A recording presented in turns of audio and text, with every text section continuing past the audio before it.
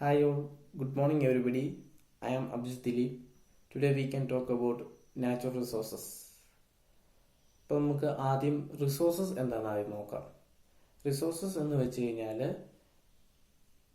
ഇപ്പോൾ എർത്തിലുള്ള ഏത് മെറ്റീരിയൽസ് ആണെങ്കിലും അത് ഹ്യൂമൻ ബീങ്സിന് നീഡ്സിന് അനുയോജ്യമായ മെറ്റീരിയൽസ് ആണെങ്കിൽ അതിനെയാണ് റിസോഴ്സസ് എന്ന് പറയുന്നത്. Example minerals, soil, etcetera. അപ്പോൾ നമുക്ക് ഡെഫിനിഷൻ നോക്കാം. Any materials which is a part of earth and satisfy human needs and add value is called as resources. Example minerals, soil, plants, animals. ഇപ്പം ഇത്രയേ ഉള്ളൂ. റിസോഴ്സസ് എന്ന് വെച്ച് കഴിഞ്ഞാൽ ഇത്രയേ ഉള്ളൂ. ഇപ്പം എർത്തിലുള്ള അല്ലെങ്കിൽ ഭൂമിയിലുള്ള ഏത് മെറ്റീരിയൽസ് ആണെങ്കിലും അത് ഹ്യൂമൻ നീഡ്സിന് അനുയോജ്യമായ മെറ്റീരിയൽസ് ആണെങ്കിൽ അതിനെയാണ് റിസോഴ്സസ് എന്ന് പറയുന്നത്. അപ്പോൾ നമുക്കറിയാം minerals, soils, plants, animals, etcetera അതൊക്കെയാണ് റിസോഴ്സസ്. നമുക്കിനി നാച്ചുറൽ റിസോഴ്സസ് എന്താണെന്ന് നോക്കാം. നാച്ചുറൽ റിസോഴ്സ് എന്ന് വെച്ച് കഴിഞ്ഞാൽ ഇപ്പം നാച്ചുറൽ റിസോഴ്സ് എന്ന് വെച്ച് കഴിഞ്ഞാൽ ഇപ്പം പ്രകൃതി, നാച്ചുറൽ റിസോഴ്സ് എന്ന് പറഞ്ഞാൽ പ്രകൃതി വിഭവങ്ങൾ എന്ന് പറയും. അപ്പം പ്രകൃതിയിൽ നിന്നുണ്ടാകുന്ന, ഇപ്പം നേച്ചറിൽ നിന്നുണ്ടാകുന്ന ഏത് റിസോഴ്സസ് ആണെങ്കിലും അതിനെ നമുക്ക് ഹ്യൂമൻസിന് ഒരിക്കലും അത് മേക്ക് ചെയ്യാൻ സാധിക്കുമല്ല. ബട്ട് അവർക്കത് കളക്ട് ചെയ്ത് വെക്കാൻ പറ്റും. ആ റിസോഴ്സസിനെയാണ് നമ്മൾ നാച്ചുറൽ റിസോഴ്സ് എന്ന് പറയുന്നത്. എക്സാമ്പിൾ വാട്ടർ, വുഡ്, അങ്ങനെയുള്ള അതിനെയൊക്കെയാണ് നമ്മൾ നാച്ചുറൽ റിസോഴ്സ് എന്ന് പറയുന്നത്. നമുക്ക് അതിൻ്റെ ഡെഫിനിഷൻ നോക്കാം. Natural resource are something which comes from the nature and people cannot make natural resources but they can collect it. Example water, wood, iron and coal. ഇതിനെയൊക്കെയാണ് natural resource എന്ന് പറയുന്നത്. അപ്പം natural resource എന്ന് വെച്ച് കഴിഞ്ഞാൽ ഇത്രയേ ഉള്ളൂ. നമ്മുടെ ഇപ്പോൾ പ്രകൃതി somethings which comes from nature, something which comes from നേച്ചറിനാണ് നമ്മൾ നാച്ചുറൽ റിസോഴ്സ് എന്ന് പറയുന്നത്. ഇപ്പം നേച്ചറിൽ നിന്ന് ഏത് റിസോഴ്സ് ആണെങ്കിലും അത് മനുഷ്യനൊരിക്കലും ഉണ്ടാക്കാൻ സാധിക്കില്ല, മേക്ക് ചെയ്യാൻ പറ്റുമല്ല. ഇപ്പൊ ഹ്യൂമൻസിന് ഒരിക്കലും മേക്ക് ചെയ്യാൻ പറ്റാത്ത റിസോഴ്സസിനെയാണ് നാച്ചുറൽ റിസോഴ്സ്. പക്ഷെ അവർക്കത് കളക്ട് ചെയ്ത് വെക്കാൻ പറ്റും. അതിനെയാണ് നാച്ചുറൽ റിസോഴ്സ് എന്ന് പറയുന്നത്. എക്സാമ്പിള് വുഡ്, വാട്ടർ, അയൺ, അങ്ങനെ എക്സെട്ര. അതിനാണ് നാച്ചുറൽ റിസോഴ്സ് എന്ന് പറയുന്നത്. പിന്നെ നമുക്ക് നാച്ചുറൽ റിസോഴ്സ് വേറെ നോക്കാം. വാല്യൂസ് എന്താണെന്ന് നോക്കാം.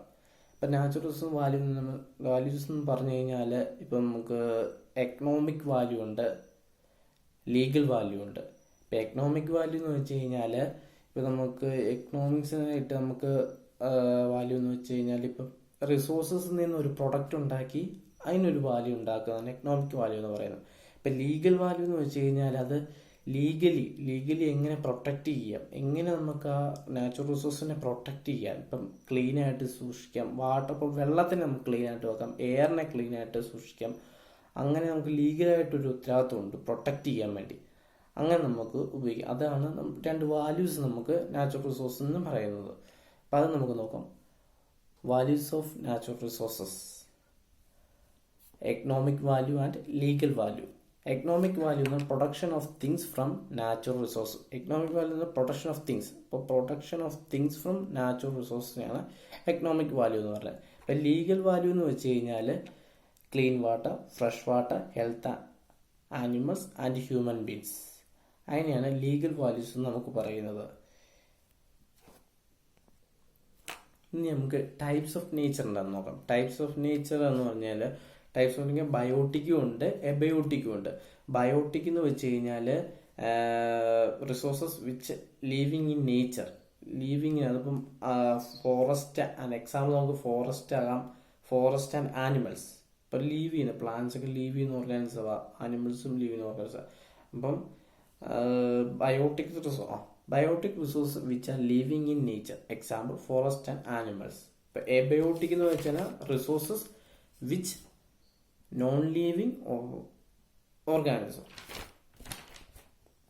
Organism in nature. അതാണ് എബയോട്ടിക് എന്ന് പറയുന്നത്. Resource which are non living in nature.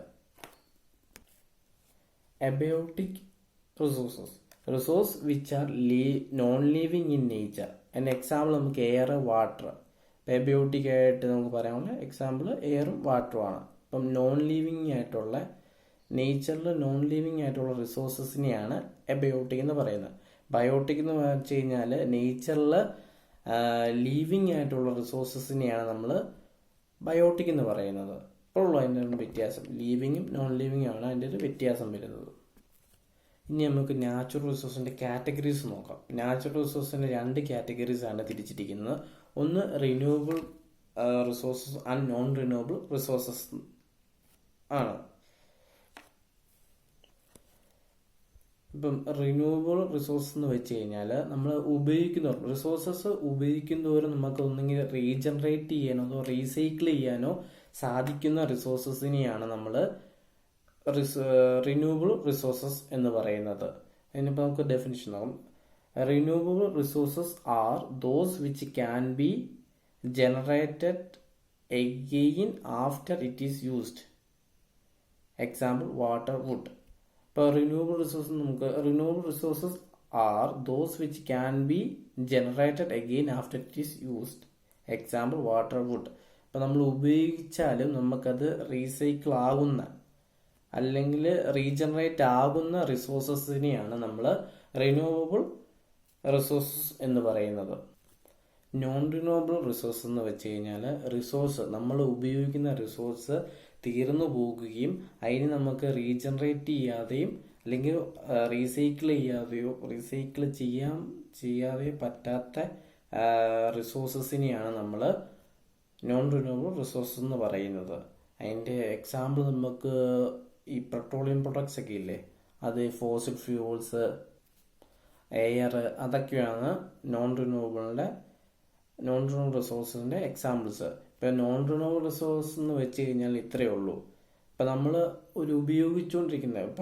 ഉപയോഗിച്ചുകൊണ്ടിരിക്കുന്ന resources അത് നമുക്ക് റീജനറേറ്റ് ആകാതിരിക്കുന്ന റിസോഴ്സസ് ആകുന്ന അവസ്ഥയാണ് നമ്മൾ നോൺ റിന്യൂവബിൾ റിസോഴ്സ് എന്ന് പറയുന്നത്. നമുക്ക് നോൺ റിന്യൂവബിളിൻ്റെ ഡെഫിനിഷൻ നോക്കാം. Non renewable resources is that which exhausted after frequent usage and sometimes it takes a long time to get generated, like natural gas.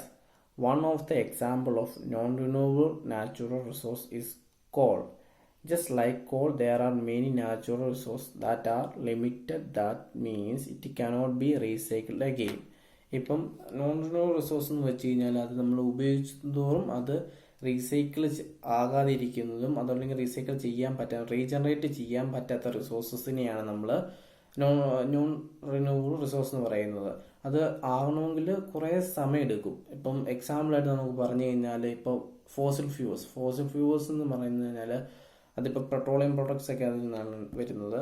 അപ്പം അത് ഉണ്ടാകുന്ന വെച്ചാൽ പെട്രോളിയം എങ്ങനെ നമ്മൾ ഉണ്ടാക്കുന്ന വെച്ച് കഴിഞ്ഞാൽ അത് ഉണ്ടാകുന്നത് ഈ കുറേ മില്യൺസ് ഓഫ് ഇയേഴ്സ് നമ്മുടെ ഈ ഡെഡ് ആയിട്ടുള്ള ഓർഗാനിസവും ആനിമൽസും അങ്ങനെ പ്ലാന്റ്സും ആനിമൽസും എല്ലാം ലിവിങ് ഓർഗാനിസം എല്ലാം ഡെഡായി ഡീക്കേനായി കുറേ വർഷങ്ങൾക്ക് ശേഷം അത് കുഴിച്ചിട്ടാണ് നമുക്ക് പെട്രോളിയം കിട്ടുന്നത്.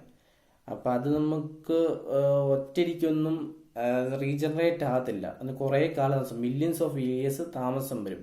അതുകൊണ്ടാണ് ആ റിസോഴ്സസിനെ നമ്മൾ നോൺ റിന്യൂവബിൾ റിസോഴ്സസ് ആയിട്ട് പറയുന്നത്. Most of non-renewable resources cannot be recycled and thus it is important in conservation of natural resources. There are some natural resources which have very high demand but with less availability. Some of the non-renewable natural resources are fossil fuels. ഒന്ന് fossil ഫ്യൂവൽസും പിന്നെ നമുക്ക് air കൊടുക്കാം. ഈ രണ്ട് example നോക്കാം. Fossil ഫ്യൂവൽസും air കൊടുക്കാം. പിന്നെ വാട്ടറും നമ്മളൊരു രീതിയിൽ എക്സാമ്പിൾ ഉണ്ട്. ഇപ്പോൾ ഫോസിൽ ഫ്യൂവൽസ് എന്ന് വെച്ചാൽ natural resource like coal, natural gas and petroleum can over some days. That is they are exhaustible.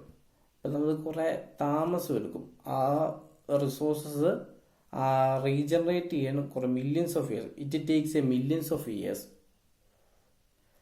അപ്പം മില്യൺസ് ഓഫ് ഇയേഴ്സ് നമുക്കത് താമസം വരും റീജനറേറ്റ് ചെയ്തെടുക്കാനും.